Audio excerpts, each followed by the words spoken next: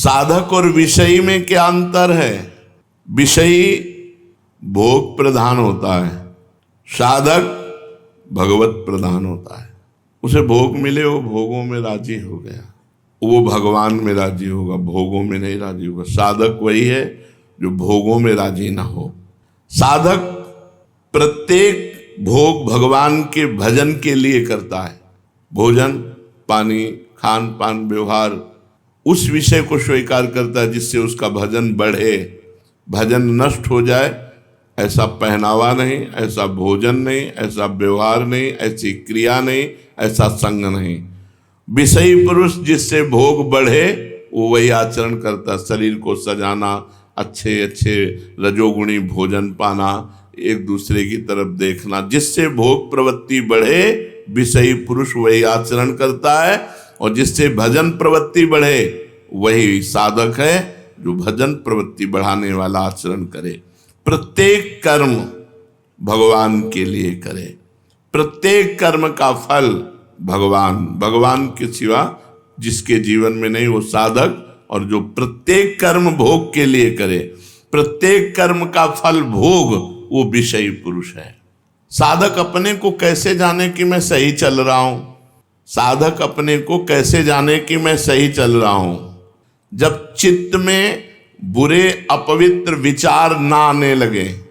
आचरण की तो बात बहुत दूर रही, चित्त में बुरे और अपवित्र विचारों का अभाव हो जाए, जीवन में विनय आ जाए, सबसे झुकना, एकदम दैन्य, विषय चिंतन का अभाव होने लगे और अनुभव हो कि भगवान की हेतु की कृपा है हमारे ऊपर। शांति, एकाग्रता, आनंद, संतोष, क्षमता और प्रेम ये बढ़ने लगते हैं। जब साधक की साधना सही चलती है तो उसके चित्त में विषय चिंतन नष्ट हो जाता है। विषय चिंतन ही नहीं होता तो क्रिया की बात क्या? तब उसके हृदय में क्रमशः शांति, एकाग्रता, आनंद, संतोष, क्षमता, प्रेम ये जागृत हो जाते हैं। यही साधना की सफलता है। बड़ा डर लगता है अच्छे अच्छे साधकों को भ्रष्ट होते देख करके, अच्छे अच्छे साधकों को भ्रष्ट होते गिरते देख करके बड़ा डर लगता है कि हम कैसे चल पाएंगे जब अच्छे अच्छे साधक गिर जाते हैं। नहीं, डरने की बात नहीं है। जिनको अपनी साधना का अभिमान होता है वही भ्रष्ट होते हैं। जिनको अपनी साधना का अभिमान होता है वही भ्रष्ट होते हैं। साधक परम प्रवीणता पूर्वक जरा भी दोष अपने अंदर जिसको देखे उसको नष्ट कर डाले, दोष पनपने न दे। अपने को वो साधक कभी सुरक्षित न समझे जिसके अंदर ये सब भोग वासना के दोष हैं और वो आनंद से है। जैसे कांटा चुभा हो तो हर समय परेशानी रहेगी कि निकलना चाहिए, ऐसे हर समय जो हमारे अंदर भोग वासनाएं हैं इनको निकाल फेंकने के अंदर प्रयत्न रहना चाहिए। क्या उपाय करूं?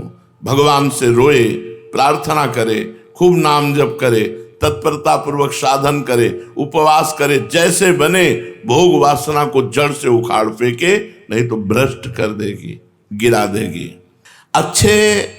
अच्छे साधक कहे जाते हैं पर होते नहीं हैं, वो तभी वो भ्रष्ट होते हैं। दूर से दिखावे में अच्छे अच्छे कहे जाते हैं पर अंदर से वो अच्छे होते नहीं हैं। दो कारण, पहला अभिमान के कारण भ्रष्ट होते हैं और दूसरा वो अच्छे कहे जाते हैं, होते दम्भी है, पाखंडी होते हैं, तभी वो भ्रष्ट होते हैं। नहीं, अच्छा साधक कभी भ्रष्ट नहीं हो सकता क्योंकि वो कुसंग करेगा ही नहीं, वो कुसंग की वृत्तियों को ही नष्ट कर देगा। जब हर समय भगवान के भजन में लगा है तो कुसंग का अवसर कहाँ से है? साधक साधना के प्रकाश में अपने दोषों को देखता है, मेरे अंदर ये दोष है, और भगवान से प्रार्थना करके भजन के प्रभाव से उस दोष को जड़ से नष्ट कर देता है। जो दोष होते हुए अपने को सिद्ध मानने लगते हैं, भगवत प्राप्ति हुई नहीं और अंदर सब दोष भरे हैं और चार लोग दंडवत प्रणाम कर लिए, चेला बन गए तो अपने को सिद्ध मानने लगते हैं, ऐसे लोगों की बड़ी बुरी दशा होती है। भ्रष्ट होते हैं, पक्का भ्रष्ट होते हैं ऐसे लोग। क्योंकि साधना में प्रियता नहीं, अपने को सिद्ध मान के पुजवाने लगे और सारे दोष अंदर हैं, अभी दोषों का नाश हुआ नहीं। जहां कुसंग का संयोग हुआ वहां भ्रष्ट हो गए, नष्ट हो गए। ऐसी अवस्था में बुरे संग में वो फंस जाते हैं। दबे हुए दोष उनको अपना गुलाम बना लेते हैं, साधक को साधना पथ से भ्रष्ट कर देते हैं। इसलिए डरो नहीं, अभिमान से डरो और अपने दंभ पाखंड से डरो। जो है नहीं वो दिखावा मत करो। अपने अंदर दोष है तो ग्लानि करो, पश्चाताप करो, भगवान से प्रार्थना करो। साधना पथ की रक्षा किस प्रकार से करें कि हम गिरे ना। अगर श्रद्धा का पाथेय है, भक्ति का कवच है और नाम जब अंग रक्षक है तो डरने की बात नहीं। श्रद्धा का पाथेय है, श्रद्धा ये पूरे रास्ते में चलने का आहार समझो। बिना श्रद्धा के इस मार्ग पे चला नहीं जा सकता। तो श्रद्धा का पाथेय, भक्ति का कवच और नाम जप अंग रक्षक। नाम पहारू दिवस निशी, रात दिन नाम का पहरा है तो तुम्हारी साधना को कोई बाल बांका भी नहीं कर सकता। भक्ति का कवच कोई तोड़ नहीं सकता। और श्रद्धा है तो बढ़ती चली जाएगी साधना। कभी भी ऐसा साधक भ्रष्ट नहीं होता जो श्रद्धा का पाथेय, भक्ति का कवच और नाम जप का सरदार साथ रखता है। अंग रक्षक सरदार नाम जप है। ये महाबलवानों का भी बलवान है, बाल बांका नहीं हो सकता। बार बार आप कहते हैं कि तीव्र उत्कंठा होनी चाहिए साधना में, तो ये तीव्र उत्कंठा कैसे हो साधना में? ये किसी शुभ कर्म का फल नहीं है। तीव्र उत्कंठा ये तो साधु संग से प्राप्त होती है। जैसे आप रोज सत्संग सुन रहे हैं, रोज सत्संग सुने तो आपके अंदर उत्कंठा जागृत हो जाएगी कि विषयों का त्याग करके एकदम। जो तीव्र उत्कंठा है ये किसी कर्म फल से नहीं मिलती, ये साधु संग से मिलती है। जितने परिवर्तित हुए हैं सब साधु संग से हुए। और साधु संग ऐसा नौका है कि आपको मोह त्यागने का कितना कष्ट हुआ बताओ। कौन सा आपने उपाय किया जिससे आपने मोह त्याग दिया? बस हवा आई और बहकर वृंदावन आ गए। मोह का त्याग अपने आप सहज में हो गया। नहीं, मोह त्याग। एक सन्यासी जी मिले थे हमें काशी में, मिलते रहते थे घाट में जब जाते। वो विश्वनाथ जी जाया करते थे घाट में, जैसे मिलते तो प्रणाम करते। तो एक दिन बड़े उदास थे। हमने कहा आज आपका चेहरा उदास है, किसी गूढ़ विषय पर चिंतन है क्या? तो उनका गूढ़ विषय क्या, 90,000 रुपया जमा किया था। ये 25-30 वर्ष पहले की बात होगी। हमारे भाई की बिटिया का ब्याह था, हमने दे दिया। अब बिटिया का ब्याह हुआ, इसके बाद उसका दूल्हा मर गया। तो भाई कहता कि तुम्हारे सन्यास के पैसा लगे इसलिए हमारी बिटिया का सुहाग उजड़ गया। तो हमने यहाँ काशी के संतों से भी पूछा तो उन्होंने कहा सन्यासी का पैसा तो गृहस्थ में नहीं जाना चाहिए, 1-1 रुपया दान पुण्य का। बोले बहुत समस्या हो गई। अब आप समझो वो थे 70 वर्ष के। 70 वर्ष के होने पर भी अपने परिवार की ममता नहीं छोड़ पाए थे। अपने भाई भतीजा और बिल्कुल जिस मार्ग में चल रहे हो इस मार्ग में सब जगह से समेट कर एकमात्र प्रभु, एकमात्र प्रिया प्रीतम।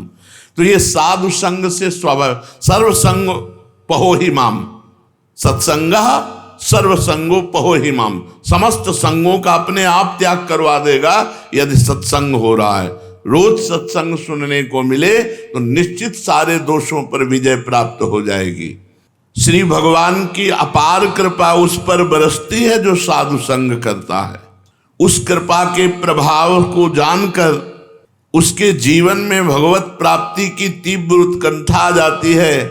असली उपाय है भगवान की कृपा से साधु संग हो जाना, जिससे भगवान की महिमा और इस जीवन का परम लक्ष्य कि मेरे जीवन का लक्ष्य क्या है, भगवत प्राप्ति।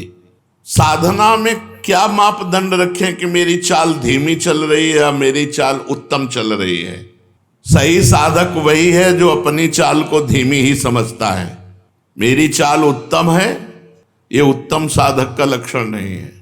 मैं बहुत अधम हूँ, जैसा भजन होना चाहिए, जैसी साधना होनी चाहिए वैसी मेरे से नहीं हो रही, ये अंदर बना रहना चाहिए।